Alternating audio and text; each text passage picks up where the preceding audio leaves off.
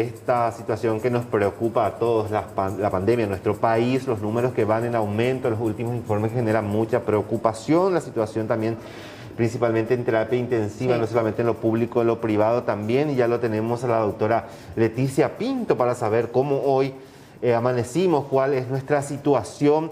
Doctora, ¿cómo estás? Gracias por atendernos. Buen día, ¿cómo están Rolando, Sol y a toda la audiencia? Bien, doctora, preocupados porque estábamos viendo la situación que los hospitales privados también están bastante cargados ya con pacientes que son derivados del sector público. ¿Cuál es la cantidad de ocupación que se tiene hoy en este sector de las personas que fueron trasladadas de los hospitales públicos? Sí, les cuento, hoy tenemos 32 pacientes en el sistema privado, pero vamos a tener movimientos. Hay pacientes que están de alta y otros pacientes que están estables, que si ya se los puede trasladar.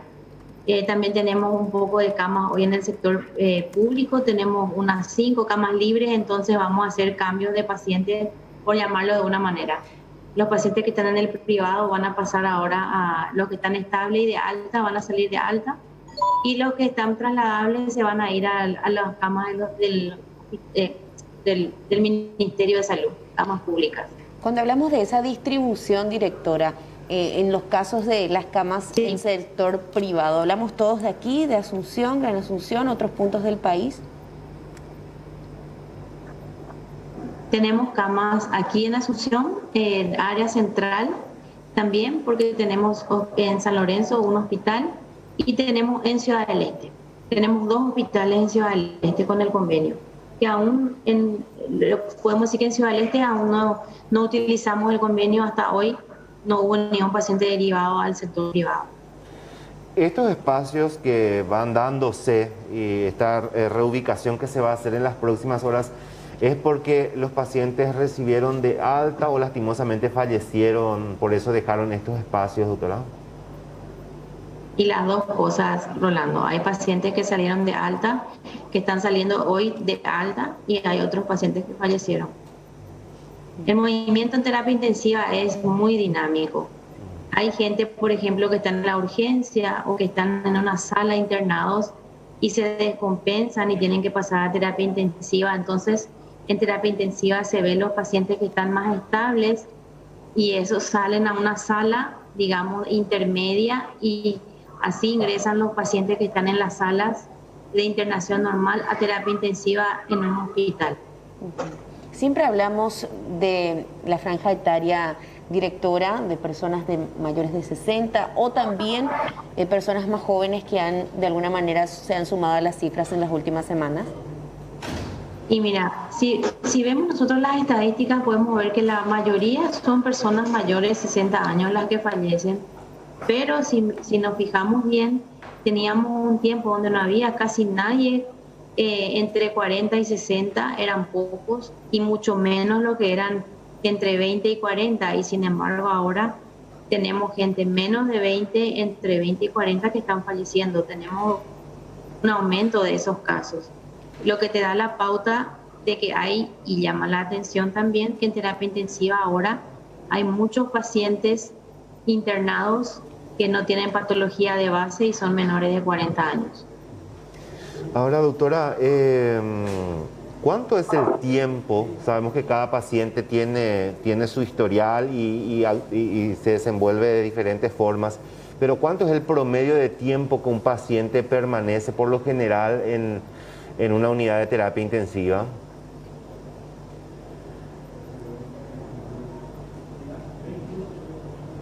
Bueno, en instantes volvemos con la doctora Leticia Pintos. Enseguida vamos a volver con ella. Me llama la atención esto, ¿no? Decir que... Pacientes es... Doctora, no se escucha, ahora retomamos la señal. Hola. Ahí sí te escuchamos, doctora. Sí. Ahora que sí. te consultaba por el promedio de tiempo que permanece una persona internada en terapia intensiva. Ok, para los pacientes COVID el tiempo promedio es de 15 días. Los pacientes que entran a respirador normalmente tardan 15 días en salir de terapia intensiva si todo va bien. Los pacientes que se complican pueden quedarse hasta 22 días. Tenemos pacientes que están hace más de un mes y medio en terapia intensiva. porque no pueden salir del respirador, porque están necesitando un soporte renal, o sea, están necesitando de hemodiálisis. Son pacientes más complejos, entonces duran más tiempo en terapia intensiva. Y tenemos pacientes que, digamos, se les hace el aguante por 20 días y luego terminan falleciendo de una sobreinfección dentro de las terapias intensivas también. Doctora, sobre ese punto quería consultarte porque estuve leyendo en estos días, no solamente acá en Paraguay, sino en otros países también, ese acompañamiento con hemodiálisis. Quería entender un poco si eso forma parte del proceso. La mayoría de los pacientes se somete a esto. ¿En qué circunstancias van a hemodiálisis? Les cuento. El paciente con coronavirus es un paciente que tiene una situación que se llama hipoxemia, que baja el nivel de oxígeno. Y esa bajada de nivel de oxígeno no solamente afecta a los pulmones, afecta al corazón, afecta al riñón. Y si vos tenés, por ejemplo, sos hipertenso, quiere decir que tus arterias están un poco más duras. Y cuando le falta oxígeno, eso se suele complicar y eso lleva a una falla renal. Entonces, tenemos muchos pacientes con coronavirus que desarrollan una falla renal.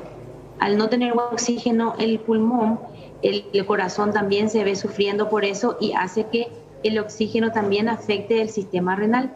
Entonces hacen una falla renal y terminan necesitando hemodiálisis. Hay muchos pacientes que hacen falla renal, pero conservan, digamos, la diuresis, o sea que orinan bien y no necesitan diálisis y se recuperan después. Pero hay otros que sus valores y no solamente por la falla renal, a veces la bajada de oxígeno en la sangre produce una situación que se llama acidosis y hay veces que a los pacientes se los dializa para sacar ese ácido del cuerpo, no porque sea justamente o totalmente una falla renal, sino por la acidosis y se recupera posteriormente.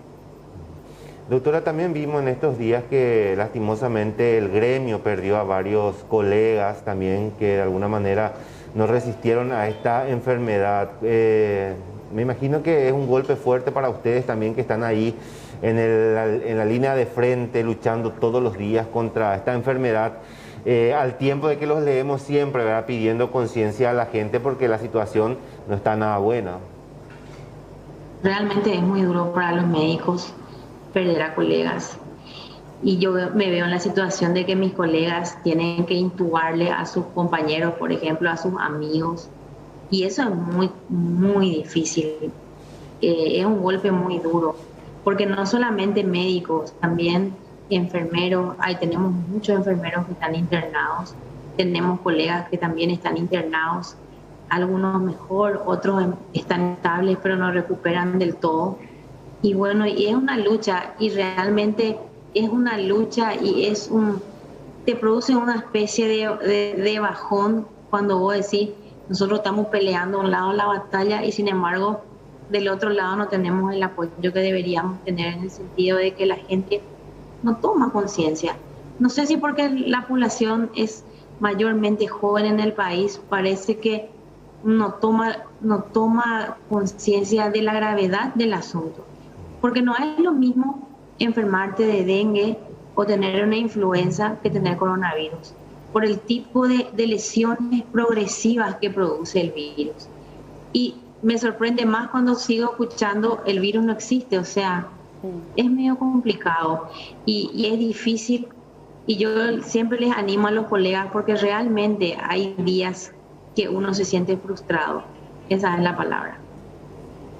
Doctora, sí. Simplemente, justamente con respecto a esto que usted dice, el COVID no es una influenza, no es dengue, tiene otras características. Sabemos, por experiencia de gente muy cercana, las secuelas que están transitando. ¿Qué es lo recomendable desde salud? Hacerse los chequeos una vez de tener el negativo. ¿Cómo seguir luego del COVID? Porque es importante también cuidarse mucho después. Sí, tenemos muchísimos casos de gente que ya tuvo hace un mes COVID y sigue con las secuelas. Lo que pasa es que el daño pulmonar tarda en recuperarse. Entonces, uno se queda con esa secuela y tienen que hacer ejercicios respiratorios, tienen que consultar posteriormente con un neumólogo para hacerse una espirometría. que es un estudio para saber hasta dónde funciona la funcionalidad y ver qué se puede hacer después. Hay muchas personas que se quedaron con los PAF que se suelen usar en crisis asmática, aunque nunca hayan tenido, se quedan con eso, y sobre todo hay que hacer énfasis en que hay que hacer fisioterapia respiratoria. Hay que trabajar los músculos respiratorios para poder recuperarse un poco más rápido. Doctora, sigue dándose que los pacientes ya llegan directamente para UTI. Esto sigue siendo una constante, que ya llegan en grave estado y van directo a las unidades de terapia intensiva. Tenemos muchos pacientes que llegan, no son la mayoría, pero hay muchos pacientes que llegan graves a las urgencias y que ya tienen que ser inmediatamente intubados y trasladados a una terapia intensiva. Tenemos, si te digo, de los 20 pacientes que entran a terapia intensiva todos los días, de diversas causas, no solamente COVID, tenemos un movimiento de 20, 25 pacientes por día de cuadros respiratorios, a confirmar algunos que sean o no COVID, y unos 5 o 6 son los que llegan a la urgencia graves, que se los tiene que intubar y necesitan terapia intensiva. Por eso les digo que a veces ingresan sin el hisopado positivo y se confirma a las horas de que son positivos. Doctora, le agradecemos muchísimo por su tiempo, apelamos a la conciencia ciudadana, sabemos del trabajo que realizan ustedes, pero nosotros como ciudadanos tenemos que hacer el nuestro. Así que, para cerrar nada más, el mensaje a la ciudadanía. Gracias, y por favor, no se cansen ustedes también de nosotros de seguir insistiendo con las medidas de prevención. Yo creo que en algún momento la gente nos va a entender y va a ver lo grave de la situación, que si no nos ayudamos todos no vamos a salir de esto muy rápido. Y cuídense y felices fiestas. Doctora, para usted también mucha fuerza. 10 de la mañana, 21 minutos, avanzamos en este día.